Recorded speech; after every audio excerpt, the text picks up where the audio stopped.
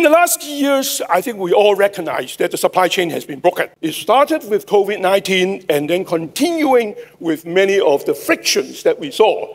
So there have been many press that says the supply chain is broken. What can we do? When we now have the geopolitical frictions and when the global supply chain become more complex and you have a more vulnerability to distortion of bullwhip, and so we must solve this problem. 喺睇片之前，大家記得分享、讚好同訂閱卓見名家，最緊要撳埋呢個鐘仔，咁你就唔會錯過我哋嘅最新影片。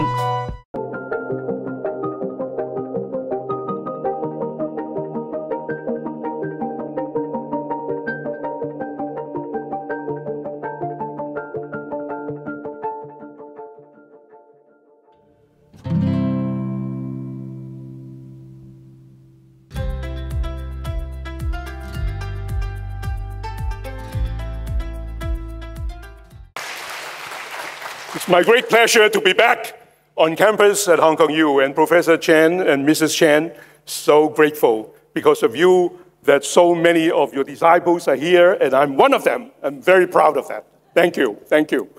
So today, I want to share with you the topic about navigations and navigating a very difficult time, especially of the election, but in fact, it happened way before the election, and for several years that the whole world's global supply chain has been upside down.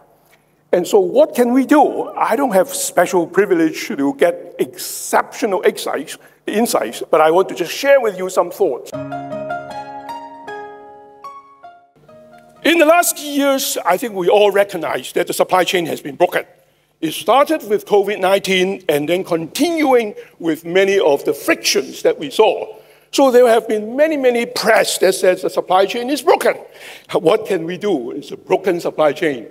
Now, since the election is just over, let me go back to a number of years ago when President Clinton was running for presidency, and there was a famous quote that he made at the election campaign. He says that, is the economy stupid? Yeah, and it turns out because of the supply chain problems, a few years ago, you can see people say, is the supply chain stupid? Is the supply chain stupid? Is the supply chain stupid? Is the value chain stupid? And in fact, as Fred Ma introduced that, I wrote an article on the bullwhip effect about the distortion of information in the supply chain. I was delighted to hear somebody say, is the bullwhip stupid? So, okay, yeah. So I feel satisfied with the fact that I was the one who did the bullwhip. And there were many people who started saying, let's control the bullwhip. The bullwhip is difficult. The bullwhip is what paralyzed our supply chain. So what is the bullwhip effect? So many of you hopefully have learned about the bullwhip, but I'll give you a 101. The bullwhip effect is not Michael Jordan. Although one time when I was in the airplane, I saw somebody reading that, and I thought, wow, have you read my article on bullwhip? No. So I have to create my own version of the bullwhip. So this is me holding the bullwhip. I have to counter, yeah. I did not bring my bullwhip with me here. I was thinking about, should I bring a bullwhip to demonstrate to you all? Yes, and if you're not listening, paying attention, I'll invite you to come out, yeah, the bullwhip. But I cannot use the bullwhip. Why? Because I used to bring the bullwhip to do teaching and so on, and I like to do a carry on. And one time, I was going through the security of the airport. And the security guard said, what is that? So in front of a long line, I have to pull out my bullwhip in front of him. I was so embarrassed, yeah, so embarrassed to say, yeah. And the guy said, wow, what do you do? So I said, I teach. Wow. Go, I don't want to deal with you. So, but given all these problems, I don't bring my bullwhip now. So you have just to take a picture of the bullwhip. What is a bullwhip? The bullwhip is exactly the distortion. Sometimes information flow like demand, sales can be fairly stable, but a little hiccup would result in a much bigger hiccup upstream and a much bigger in the supplier, wholesaler, and so that is the distortion, exaggeration of the information. So that's the bullwhip. Yeah, this is the picture I took from Indiana Jones. The way to manage the bullwhip is to avoid being fooled by the bullwhip. That is, don't trust information at face values. Second is to figure out a way so that why would people pass you exaggerated information, amplified information? It's because of mistrust. It's because they think that maybe I want to game the system. Maybe there are certain incentives. So I think we have to figure out a way to reduce that. When we now have the geopolitical frictions, and when the global supply chain become more complex, I told you the example, the cotton and raw materials or the iron ore coming from different places, and then you do a sub-assembly in another country, and you do more assembly, and you have a more vulnerability to distortion of bullwhip. And so we must solve this problem. So let's do, how can we manage the bullwhip? And I'll say more about the bullwhip, but in fact, bullwhip is critical in managing a supply chain well. China, as a government, is not waiting. And so China also recognized, despite the geopolitical frictions, China must also take a leadership position in establishing the global supply chain. So last year, exactly last year, 1 year, China started the Global Supply Chain Expo, which was really one of the pioneering kind of event and milestone to say, let's garner business executives, public sector, professors, and so on to try to look at the supply chain. Now, I have to say, former President Biden also did not want to be left alone, and he also started a supply chain council. So in the US, there was a supply chain council that also recognized that supply chain is so important to the livelihood and the business well-being that we have to do something. This is an interesting chart because besides geopolitical frictions and COVID-19, in fact, there were many, many disruptions that has occurred. This is a chart by Gartner. Gartner, the think tank, they created this chart. But I immediately says that they were wrong in one area. You can see what's wrong. Because they said trade war would be ended by 2019. They were completely wrong.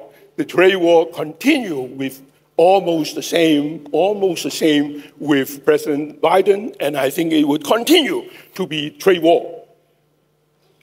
The consultants are very good. The consultants said, look, we're perfect. When there is a disruption, we will rise to come up with solutions. And so BCG and Deloitte, Accenture, McKinsey, everyone has their solution. And they also started saying, well, the problem with supply chain problem is because of just-in-time. So we should move from just-in-time to just-in-case.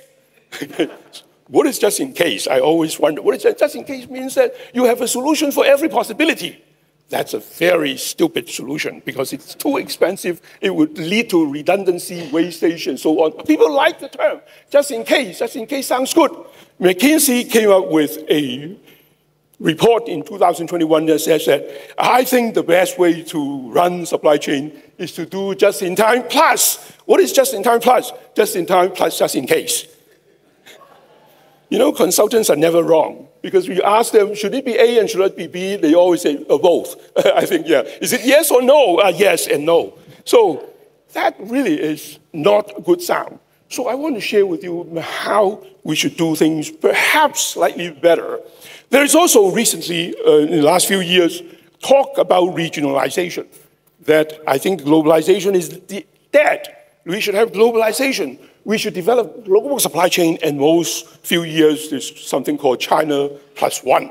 I think many of us have heard about China plus one. China plus one means that we cannot leave China. Everyone is fearful the trade frictions that we have to leave China, but we cannot because China is so powerful as a factory of the world. And so we have to do China plus one, meaning we keep China, and then we have the other potential sourcing, manufacturing.